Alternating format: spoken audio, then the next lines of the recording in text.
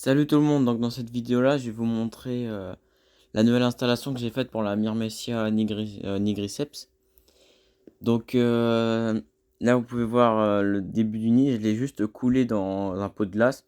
Donc il y a des petites impuretés, notamment il y a un couteau fourchette pour dire que c'est de l'alimentaire, mais bref, ça sert à rien, après j'ai bien réussi à le camoufler.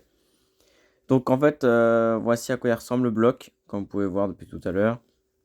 Le problème c'est que vu qu'il était trop petit, enfin pas assez profond, mais bah je l'ai replacé dans le bac à glace, enfin dans le petit tupperware quoi, je sais pas comment on peut dire, dans le récipient, et j'ai refait couler du plâtre. En fait là c'est du plâtre avec un peu de tourbe, du sable, tout ça, et j'ai refait couler par contre du mortier colle à béton cellulaire pur pour faire une plus grosse épaisseur. Donc voilà, comme vous pouvez le voir. Mais franchement, le résultat, il rend vraiment bien. Donc là, je vais vous montrer la cuve à quoi elle ressemble. Donc, alors, là, il faut que j'aille nettoyer ma cuve. Alors, si vous voyez au-dessus, c'est du reste de silicone que je vais gratter encore un petit peu. Le bas, bon, le bas, en vrai, il me dérange pas. De toute façon, il va être dégueulasse avec le substrat, tout ça, tout ça. Donc là, c'était ma partie haut. Et, ainsi, il y avait de la mousse expansive, ça faisait vraiment une petite botte et tout. Où j'avais collé de la tourbe, en fait. C'était vraiment très classe. Le problème, c'est que le silicone a bien adhéré. Donc, je vais le gratter vite fait. Je vais nettoyer vite fait avec une petite éponge, tout ça, tout ça.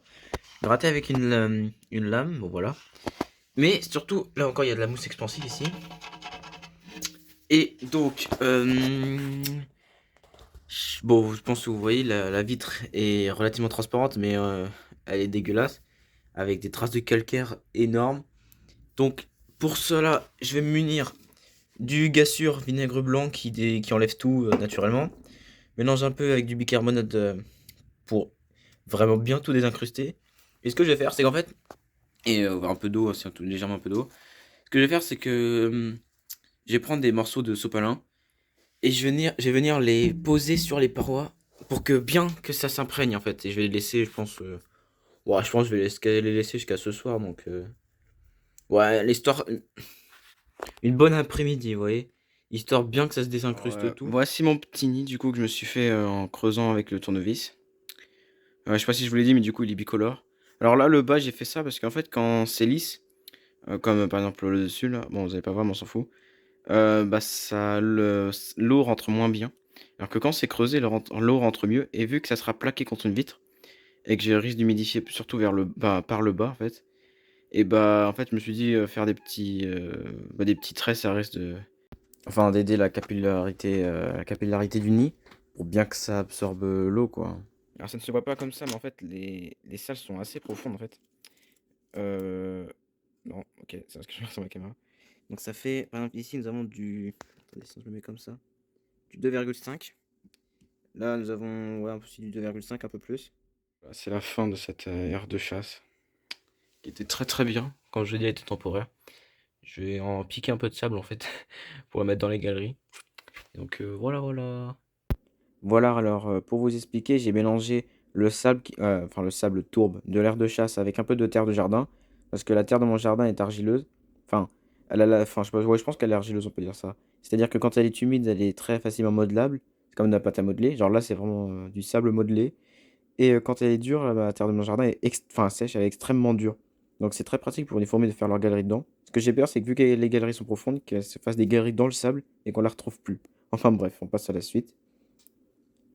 Donc là, j'ai plaqué le nid et je vais le limer en dessous parce que j'ai mis un peu de silicone comme du caca. J'ai fait le petit cracra. Là, c'est le moment où je commence à remplir la cuve, voilà. Donc je rajoute bon, ma cuve est un petit peu nettoyée, hein, voilà. Je me suis quand même bien fait chier. Je mets du pouzzolane pour substrat de fond. Je tasse bien sous le nid parce qu'en fait, il faut vraiment que la pouzzolane soit au contact du nid car c'est la pouzzolane qui va être humidifiée qui va ensuite à son tour humidifier le nid. Voilà, donc l'humidification du nid se fait grâce à la pouzzolane, car je vais arroser, enfin l'arrosage va se faire par le dessous, vous allez comprendre après. Donc là, je place un géotextile, vu que j'en ai plus, en fait, bah, j'ai pris un tout petit morceau du coup, vu qu'il est tout petit. Et je l'ai mis au milieu, je l'ai quand même mis. Bon, je me suis dit peut-être que voilà, bon, honnêtement, il sert à rien, mais c'est pas grave. Je vais mettre donc du charbon. Le mieux, c'est d'utiliser vraiment du charbon actif pro, mais bon, bon, voilà, on s'en fiche, hein. Ça aussi, le charbon est vieux. Tout est vieux, tout est une récupération, comme je vous ai dit, le silicone, le charbon, le substrat. Donc là-bas, tiens, là, c'est ma cuve à substrat où je mets vraiment que du vieux substrat mélangé. Donc le substrat, il a de tout. De la pouzzolane, du charbon, de la tourbe de coco, des racines de plus anciennes plantes, de feuilles d'anciennes plantes, de tout. De vermicelle, des billes d'argile, il a de tout, tout, tout, tout, tout. Mais je pense que, ouais, il va faire le taf. Là, je balance de la sphaigne, pardon. Parce que je me suis dit, vu que la petite toile, le jeu textile est trop petit, bah, je me suis dit peut-être que la sphaigne, ça va délimiter le côté pouzzolane et le côté substrat. Oh, puis ben, je l'ai fait, tant pis, hein, voilà, je l'ai fait, tant pis. En haut à droite, j'avais oublié d'enlever parce que, en fait, ça sera rempli de pouzzolane. Donc, voilà, je nous ai mis un petit, une petite feuille en plastique et que j'ai rajouté de la pouzzolane de ce côté-là parce qu'en fait, je vais arroser en haut à droite et ça sera un coin que à pouzzolane. Ce qui va faire que la pouzzolane va faire que s'infiltrer, enfin l'eau va infiltrer que la pouzzolane du coin au-dessus, au droit. Mais ça va aussi infiltrer le dessous. Ouais, la pouzzolane qui est en dessous du substrat. Et vu que la pouzzolane en dessous du substrat sera humidifiée, elle va humidifier le substrat. Et ensuite humidifier le nid. Enfin voilà, je sais pas si vous me suivez. Enfin bref, vous allez voir quand je vais mettre un peu en œuvre tout ça, quand je vais le mettre en route. Donc, le problème, c'est que mon substrat est extrêmement sec, pardon. Donc il va prendre énormément de temps à se faire. Donc voilà, c'est pas grave, j'ai dû attendre 2 jours pour qu'il soit bien humide. Donc là, vous voyez un petit peu le début du résultat, un peu la forme que je voulais faire. Je vais faire une petite colline à gauche et une petite colline à droite. Sachant, voilà, donc là, je vous montre un peu comment ça se passe. Donc là, c'est le côté pouzzolane. J'ai mis de la ouate parce que comparé au coton, ça absorbe moins l'eau, mais il faut vraiment que je mette un bouchon. Je pense mettre un bouchon en silicone ou je ne sais pas, un truc pour vraiment éviter que l'eau coule. Même si, bon, ça marche, mais bon, c'est de la ouate, quoi. Enfin, au bout d'un moment, je vois très bien que l'eau va couler. Donc voilà. Bien entendu, là, il n'y a pas assez de substrat. Ah, bah, je commence déjà à arroser, ok. Donc là, je vais vous montrer vite fait. Donc là, c'est ma grosse racine principale. Donc elle est très sympa. De base, elle est d'un clair de bois. Je sais pas comment expliquer, mais un bois très clair. Mais je l'ai fait bouillir à une époque. Du coup, elle a une couleur très, très, très marron que je kiffe. Elle est vraiment trop stylée. On dirait trop une racine de mangrove alors que je l'ai trouvée dans une forêt d'Île-de-France. Donc, loin de la mangrove, quoi. Voilà tout. Je vais la mettre de ce sens-là. Oh, bah, comme par hasard. Non, mais il y a des reflets. Les reflets, je suis dégoûté. Parce que il y a que sur la caméra qu'on voit des reflets comme ça. Alors que de base, dans la vraie vie, il n'y a pas autant de reflets, quoi. C'est horrible. Donc, voilà un peu comment je vais la mettre. Je suis dégoûté, c'est que j'aurais dû limer le nid. Parce qu'il est trop gros. Il dépasse trop, mais tant pis. C'est fait, c'est fait. Au pire, ça fait un élément synthétique. Mais bon, voilà, c'est dommage. Donc là, on va passer à la suite. Donc, là, je vous montre un peu. Là, je vais vous chercher je vais vous prendre des plants d'ananas. Donc là, j'ai 3 plants d'ananas. C'est la tête d'ananas que que j'ai mis dans un pot rempli d'eau. Et du coup, elles ont fait des racines. Et donc là, il y a la grosse, une moyenne, voilà, et une plus petite. Donc, bon, là, je sais pas ce que je fais. Donc là, c'est la plus petite. De base, j'avais pour projet de prendre seulement la moyenne. Mais je pense que la petite va aussi faire l'affaire, elle va faire son petit truc. Pour cela, en fait, je vais vous expliquer, mais j'ai coupé toutes les feuilles mortes qu'il y a eu. Parce que j'ai pris du temps à les mettre dans l'eau, du coup, bah, elles ont commencé pour mourir un peu. Du coup, j'ai coupé toutes les petites pointes grillées des ananas et je les ai plantées. Donc, la moyenne, elle se trouve à gauche. Au milieu, nous avons la petite. Et tout à droite, nous avons une cryptocorine. Enfin, une crypto. Non, cryptocorine, c'est chez les aquariums. Cryptanthus bividus, ou je sais plus c'était quoi. Enfin, je crois que c'est une cryptanthus, ouais, je crois que ça se dit comme ça. Ça fait trop longtemps que j'ai cette plante, du coup, elle va servir à quelque chose. Donc là, en fait, de haut, c'est stylé. Mais comme vous pouvez voir, en fait, à l'horizontale, c'est moins stylé. Du coup, je compte mettre d'autres plantes pour que ça fasse stylé, même vu de droit. Enfin, à l'horizontale, quoi. J'ai déjà commencé sans boom, en fait, j'ai un petit pot avec moi où j'ai mis plein de colamboles que je trouve dans mon compost et de. Alors, je sais pas si c'est des scolopendres, mais en tout cas, on dirait vraiment des mini scolopendres. Il y a de tout dedans. Et donc, voilà, donc je vais essayer de foutre ça là-dedans. Je suis dégoûté, en fait, j'avais des cloportes, mais j'ai merdé. Comment expliquer ça? En fait, je les ai laissés quelques heures, la boîte fermée. Et j'ai oublié de la rouvrir, la boîte pour aérer. Du coup, bah, ils sont morts sans doute d'asphyxie. Enfin, pas d'asphyxie, mais le taux d'humidité devait être trop gros. Enfin, trop augmenté, du coup. Ils n'ont pas résisté, hélas. Donc là, ma chambre, c'est le bordel. Nous avons mon couvercle. Le problème de mon couvercle, c'est que avant, la partie blanche, que vous voyez, le cadre, il était fixé sur l'aquarium. Du coup, en fait, pour l'enlever, j'ai dû le découper en bout. Du coup, ça, c'est un peu chiant, il va falloir que je le remette correctement. Pourquoi est-ce que j'ai fait ça? Parce qu'en fait, j'ai besoin d'un couvercle solide. Parce que cette aire de chasse, enfin, cette aire de chasse, je l'utilisais pour mes Serpinatos Venator. Et en fait, j'utilisais ce grillage-là, qui servait de couvercle. Et sauf qu'à chaque fois, il tombait dedans. Du coup, en fait, je le posais tout simplement comme ça, dans les rayures, là. Hop. Et bon, bref, du coup, oui, le truc il est ouvert, mais bref. Comprenez. Attendez, je galère à le remettre. Bref, vous pigez le détail. En fait, le truc, c'est que je compte faire des trous sur le truc en blanc pour ensuite mettre des serre-câbles ou des, je sais pas, des assos peut-être, des assos pour que ça tienne, quoi. Alors voilà, je vous ai pas filmé ça parce que c'est un peu trop de bricolage, mais en gros, voici mon couvercle. Je sais pas si je vous ai expliqué pourquoi j'ai fait ça, mais en fait, avant c'était juste la grille qui était posée. Là, il y a le socle. Du coup, en fait, le socle, voilà, je le tiens à une main et il se barre pas en fait. Du coup, je suis très content. Comme ça évite que la grille tombait à l'intérieur. Quand j'avais les Arpegnatos, c'était ultra chiant. Bon, ça va, les Arpegnatos sont pas dangereuses. En fait, c'est pas le fait que ça soit dangereux, c'est plutôt le fait que bah, j'ai pas envie d'en blesser une, ni de détruire le décor dans le stop. Donc, comment j'ai fait pour les fixer? J'ai simplement pris des serre-câbles en fait. J'ai fait des trous et avec ma perceuse en dévissage, enfin du côté dévissage, j'ai fait avec le même fourret pour enfin, je sais pas, on peut pas dire percer parce que vraiment j'ai fait du côté dévissage, mais on s'en fout, mais pour agrandir les trous du maillon, enfin de la grille.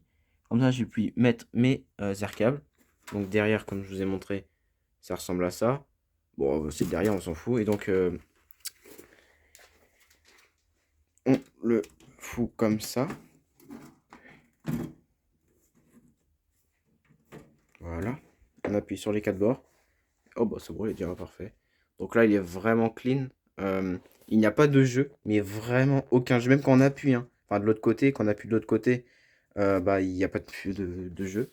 Donc, je suis assez agréablement conquis. Donc là, c'est le lendemain, du coup. Je sais pas si vous verrez, mais le sol est encore un peu sec, surtout vers le haut. Mais voilà, j'humidifie, j'ai fait des petits petits au-dessus. Comme ça, les plantes, voilà, vont pouvoir survivre. Là, je vous montre quand même un peu comment je taille les plantes, parce que j'enlève les petits morceaux fanés, tout ça, les petites tiges. Le problème dans la majorité des plantes, c'est que c'est des plantes déracinées. Et j'ai pas enfin, j'ai dû me dépêcher, tout ça, donc en fait, elles sont pratiquement toutes... bah, il leur manque un peu de racines, et il y en a beaucoup qui sont morts, soit parce qu'il n'y a pas beaucoup de racines, soit c'est l'adaptation un peu humide, en fait, qu'ils n'ont pas trop aimé. Bon, tant pis, c'est pas grave pour le moment, tout ça, ça baigne. J'ai récupéré la lampe d'origine de l'aquarium, qui c'est une rampe LED là. Donc, vous la posez là. Attendez. Hop.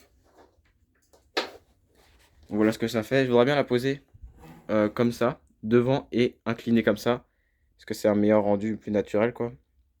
Donc voilà ce que ça donne. Les plantes vont se redresser, tout ça, si elles arrivent à survivre, bien entendu. J'ai mis un peu de mousse. Et donc, ouais, les cloportes. Donc là, vous pouvez en voir un. Les cloportes, c'est un peu la seule chose du côté des détritivore que vous allez vraiment voir beaucoup. Parce que c'est gros, tout simplement. Alors que les colamboles, les petits. Alors j'ai mis des petites, genre de mille pattes chelous. Ça, on risque de moins les voir, hein. Surtout comme j'ai un peu de vers de terre, des micro vers de terre qui vont être sous terre. Donc ça non plus, on va pas les voir, mais c'est pas grave. Donc je sais pas si vous faites attention par rapport au début de la vidéo, mais le nid est beaucoup plus humidifié. Genre honnêtement, là, tout le nid est humide. Et je suis vraiment content, c'est une couleur... en fait, c'est une couleur un peu plus orangée, je trouve. Bref, un peu couleur plus tour. Mais alors, donc, je sais pas si vous allez voir, mais en fait, il y a de la condensation sur la vitre en bas, non? Bon, vous allez pas voir, c'est pas grave. Il y en a un peu de condensation, mais très légère. Donc ça prouve que c'est vraiment bien humidifié. Je suis très content. Et là, en fait, je me pose une colle. Le problème, c'est que je voulais d'abord mettre du sable au-dessus. En mode, la tourbe et tout, c'est le substrat pour les plantes. et mettre du sable pour la décoration. Parce que le sable, comme elle a dans son ancien aire de chasse là-bas, là, et bah, la piqûre, c'est pour, c'est pour mettre l'eau, hein, je précise. Bah, elle se camouflait dedans, et elle était presque invisible. Et j'adorais ce côté un peu félin camouflé qui se faisait pas remarquer. Et j'ai pas assez de sable, et puis je me dis que tout ce qui est collambole, tout ça va pas, va moins venir au-dessus. Et ensuite, je me suis dit, pour les feuilles, enfin, le sable avec des feuilles mortes, je sais pas, je trouve que ça fait pas si bien que ça. Du coup, il me reste plus qu'à mettre des feuilles mortes en bas, au fond. Et du coup, je vais rajouter un petit peu de sable devant. Je vais voir si ça le fait. Et si ça le fait vraiment, bah, je vais en rajouter un peu plus, mais j'ai que dalle, hein. Oh, est-ce qu'il mange? Attendez.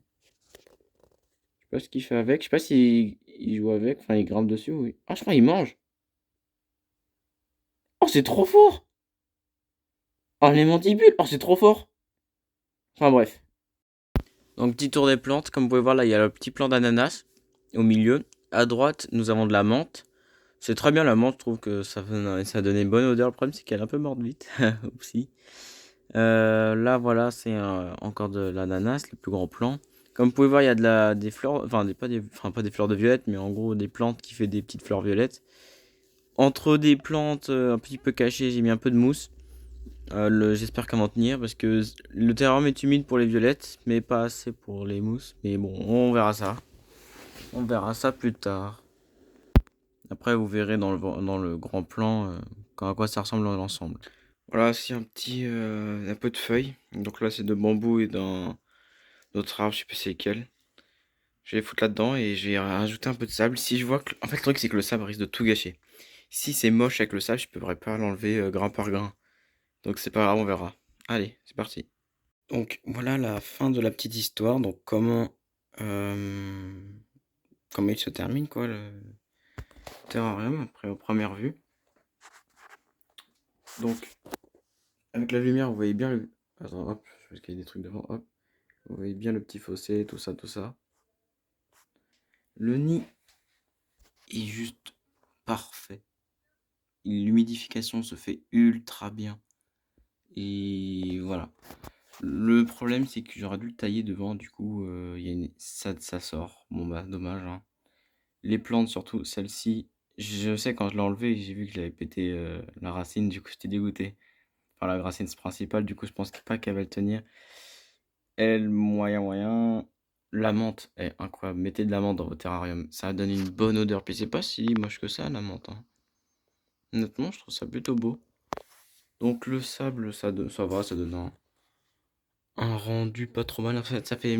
je rajouterai des feuilles, hein, bien entendu. Là, il n'y a pas assez de feuilles, mais ça donne un mix entre la frontière entre une rivière et la forêt. Vous voyez quand il y a encore de l'humus en bas et en même temps un peu de sable en haut.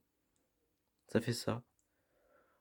Bon voilà, bon bah c'est pas non plus énorme.